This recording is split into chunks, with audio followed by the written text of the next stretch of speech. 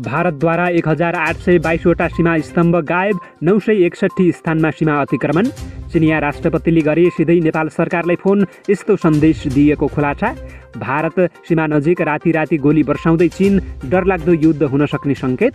MCC भन्दा 3 गुणा बढी रकम चीनले दिएपछि झस्कियो अमेरिका, भारतलाई पनि धक्का।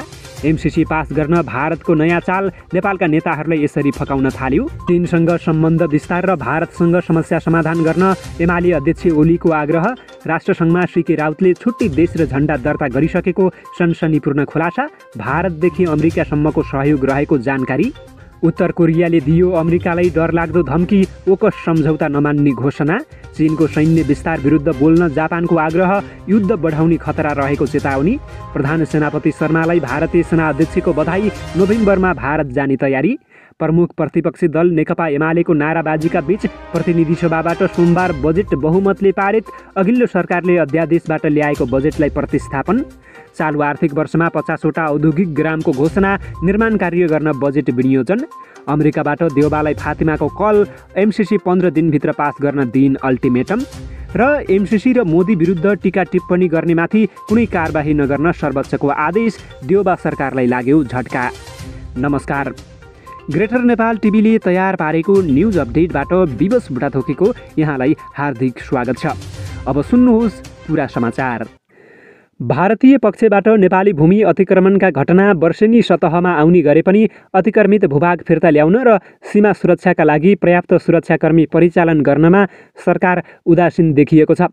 सीमा क्षेत्रमा अनधिकृत रूपमा भौतिक संरचना निर्माण गर्नेदेखि सीमा स्तम्भ नै गायब बनाउनेसम्मका काममा भारतीयहरूको संलग्नता पटक पटक दोहोरिँदै आएको छ। दक्षिणतर्फको 1880 किलोमिटर सीमा क्षेत्रमा करिब 60,627 हेक्टर नेपाली भूभाग भारतीय अतिक्रमणमा परेको विवरण सरकारसँगै रहेको छ। भारतले 1822वटा सीमा स्तम्भ गायब पारेको र 961 स्थानमा सीमा अतिक्रमण गरेको गोप्य रिपोर्ट सशस्त्र प्रहरी बलले गत कार्तिकमै गृह मन्त्रालयलाई बुझाएको थियो। सीमा स्तम्भहरूको नक्साङ्कन र त्यसलाई मिचेर भारतीयहरूले नेपाली भूमिमा आई गरेका गतिविधिका आधारमा उक्त रिपोर्ट तयार पारिएको हो। सीमा सुरक्षा र सीमा क्षेत्रका गतिविधिमाथि सूक्ष्म निगरानी राख्ने मुख्य दायित्व भनेको सशस्त्रले बुझाएको उक्त रिपोर्ट सरकारले सार्वजनिक गरेको छैन। हाल भारततर्फ 120 स्थानमा बोर्डर अब्जर्भेसन पोस्ट BOP तैनात छन्। तिनमा 7,000 सुरक्षाकर्मी परिचालन गरिएको छ। खुला सीमा सुरक्षामा यो जनशक्ति पर्याप्त नरहेको जानकारहरू बताउँछन्। नेपालका एक BOPबाट अर्कोसम्मको दूरी 12देखि 18 किलोमिटरसम्म छ। भारतले भने नेपालतर्फका सीमा नाकामा हरेक 2 किलोमिटरमा सीमा सुरक्षा बल SSBको फौज खटाएको छ। भारतले नेपालतर्फ 530 BOP राखेको छ। नेपाली सुरक्षाकर्मीको उपस्थिति नभएका स्थानमा सबैभन्दा बढी अतिक्रमणका घटना हुने गरेको सशस्त्र अधिकारीहरूले बताएका छन्। नेपालको राष्ट्रिय दिवसको उपलक्ष्यमा चीनका राष्ट्रपति सी जिनपिङ र प्रधानमन्त्री ली खस्याङले शुभकामना सन्देश दिएका छन्। राष्ट्रपति सीले समकक्षी विद्यादेवी भण्डारी र प्रधानमन्त्री लीले प्रधानमन्त्री देउबालाई राष्ट्रिय दिवसको उपलक्ष्यमा बधाई सन्देश दिएको बताइएको छ। बधाई सन्देशमा चीन र नेपाल परम्परागत मैत्रीपूर्ण असल छिमेकी मुलुक रहेको उल्लेख गर्दै कोरोना महामारी देखा परेपछि चीन र नेपालले एक अर्कालाई सहयोग गरी सँगै मिलेर कठिन घडीको सामना गरी दुई देश बीचको मित्रताका लागि नयाँ अध्याय लेखेको उहाँले आफ्नो बधाई सन्देशमा व्यक्त गर्नुभएको छ। नेपालसँगै मिलेर कोरोना महामारीको प्रतिरोध गर्न बेल्ट एन्ड रोडको संयुक्त निर्माण गर्न विभिन्न क्षेत्रमा रहेका आदान प्रदान र सहयोगको विस्तार गर्न र चीन नेपाल रणनीतिक सहयोगात्मक साझेदारी सम्बन्धको निरन्तर विकासलाई अघि बढाउन चीन इच्छुक रहेको पनि प्रधानमन्त्री लीले आफ्नो बधाई सन्देशमा अभिव्यक्त गर्नुभएको छ। भारतको सीमामा चिनिया सैनिकहरूले कठिन परिस्थितिमा रातको समयमा आक्रमणको तयारी तीव्र बनाएका छन्। हिमालयमा राति समेत युद्ध लड्नका लागि चिनिया सेनाले अभ्यास गरिरहेको छ। यस क्रममा उसले नयाँ तथा अत्याधुनिक हतियार उपयोग गरिरहेको छ। आफ्ना सैनिकहरूलाई नयाँ हतियारको विषयमा परिचय दिलाउन यो अभ्यास गराएको चीनको भनाइरहेको छ। चिनिया सेनाका एक कम्पनी कमान्डर याङले बताए, हामीले आफ्नो तालिममा परिवर्तन गरेका छौँ। सैनिकहरूलाई अत्यधिक अग्लो स्थानमा प्रशिक्षण गरेर उच्च क्षमता प्रदर्शन गर्न भनिएको छ। हामीले कठिन युद्ध मैदानमा लड्नको लागि तयारी गर्नु छ, किनकि सीमावर्ती इलाकाहरूमा चुनौतीहरू बढिरहेका छन्। याङका अनुसार चिनिया सेना हिउँका टाकुराहरूमा बत्ती नबालिकन रातको समयमा मेसिन गनबाट गोली वर्षाउने अभ्यास गरिरहेको छ। सेनाको पश्चिमी थिएटर कमान्डरले हिमालय सीमामा तैनाथ गरिएका आफ्ना सैनिकहरूका लागि रातको समयमा थप अभ्यासका लागि योजना बनाएको छ अनि उनीहरूलाई अत्याधुनिक हतियारसँग पनि अभ्यस्त गराइरहेको छ। चिनिया सेनाले रातको समयमा गरिरहेको अभ्यास सिनस्याङ मिलिटरी डिस्ट्रिक्टमा लगभग 500 मिटरको उचाइमा भइरहेको हो। त्यसमा ठुलै सङ्ख्यामा चिनिया सैनिकहरूले भाग लिइरहेका छन्। नेपाली सेनाका प्रधान सेनापति प्रभुराम शर्मालाई भारतीय थल सेनाका सेनाध्यक्ष मुकुन्द नरवणेले भारत भ्रमणको निम्तो दिएका छन्। सैनिक स्रोतले दिएको जानकारी अनुसार भारतीय सेनाध्यक्ष नरवणे र सिडिएस बिपिन रावतले उनलाई प्रधान सेनापतिमा नियुक्त भएकोमा बधाई दिँदै भारत भ्रमणको निम्तो दिएका हुन्।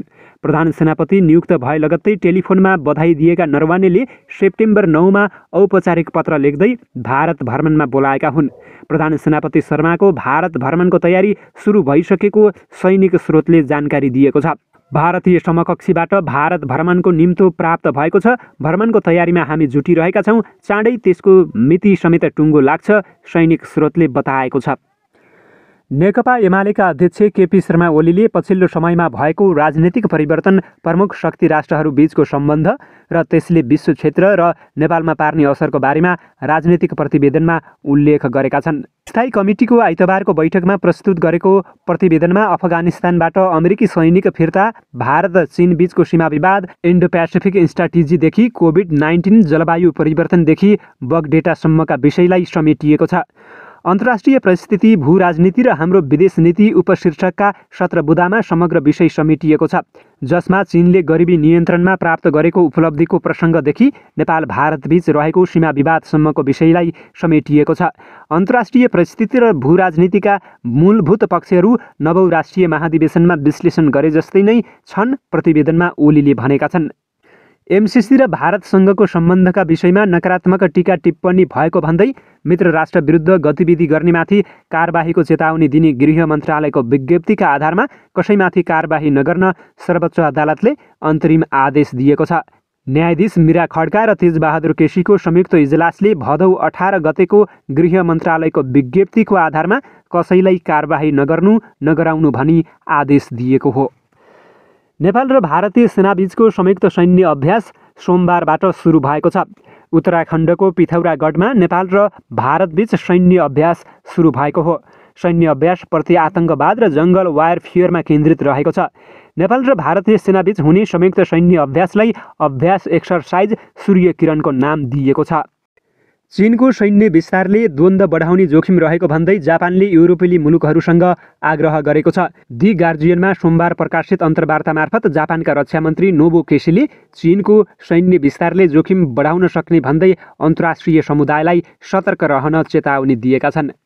तराई मधेसमा विखण्डनको नारा लगाइरहेको जनमत पार्टीका अध्यक्ष सीके राउतले संयुक्त राष्ट्रसङ्घमा मधेस देश र मधेसको राष्ट्रिय गान अनि झण्डा तयार पारेर दर्ताका लागि पेश गरिसकेको गम्भीर खुलासा भएको छ। उनले लामो समयदेखि मधेस नेपालको हिस्सा नभएको बताएका छन्, तर ओली सरकारको पालामा उनी मूलधारको राजनीतिमा लाग्छु भन्दै विखण्डनकारी नारा त्यागेको नाटक मञ्चन गरेका थिए। भोलिपल्ट उनी जनकपुर गएर जनमत सङ्ग्रह गर्न सरकारले हाम्रो माग पुरा गर्यो, अब हाम्रो मिसन सफल भयो भन्दै कार्यकर्तालाई खुसी बाँडेका थिए। त्यसपछि उनी गुपचुप जस्तै रहेका छन्, तर एकजना मधेसका वरिष्ठ पत्रकारले सीके राउतले राष्ट्रसङ्घमा सबै सेटिङ मिलाइसकेको दाबी गरेका छन्। त्यस्तै उनले सीके राउतलाई अमेरिका, भारत र पुरै पश्चिमा देशको साथ र सहयोग रहेको पनि खुलाएका छन्। मिलेनियम च्यालेन्ज कर्पोरेसन एमसिसीकी उपाध्यक्ष फातिमा सुमारले देउबालाई कल गरेर 15 दिनभित्र जसरी पनि एमसिसी पास गर्न अल्टिमेटम दिएको विशेष खुलासा भएको छ। र उत्तर कोरियाले अस्ट्रेलिया, बेलायत र अमेरिका बीच भएको रक्षा सम्झौताले आणविक हतियारको प्रतिस्पर्धा सुरु गरेको बताएको छ। उत्तर कोरियाको विदेश मन्त्रालयका अधिकारीले ओकस सम्झौताले एसिया प्यासिफिक क्षेत्रको रणनीतिक सन्तुलनलाई खलबलाएको बताएका छन्। उक्त सम्झौता अनुसार अमेरिका र बेलायतले अस्ट्रेलियालाई आणविक हतियार प्रविधि निर्माणका लागि सहयोग गर्ने भएका छन्। गत साता ओकस सम्झौतामा 3 मुलुकबीच हस्ताक्षर भएको थियो। उक्त सम्झौता दक्षिण चीन सागरमा बढ्दो चिनिया प्रभावलाई विस्तार गर्नको लागि सुरु गरिएको बताइन्छ। उत्तर कोरियाको विदेश मन्त्रालयले भनेको छ यो सम्झौता निकै खतरनाक र नचाहिँदो काम हो। यसले एसिया प्यासिफिक क्षेत्रको रणनीतिक सन्तुलनलाई खलबल्याउने गरेको छ। गत साता उत्तर कोरियाले 2वटा लामो दूरीका क्रुज र ब्लास्टिक मिसाइल परीक्षण गरेको थियो। ओकस सम्झौताको चीन र फ्रान्सले समेत विरोध गरिरहेका छन्। हवस् त, यिनै खबरसँगै ग्रेटर नेपाल टिभीले तयार पारेको न्युज अपडेटको समय सकिएको छ। हाम्रा न्युज भिडियोहरू हेर्दै गर्नुहोला। नमस्कार।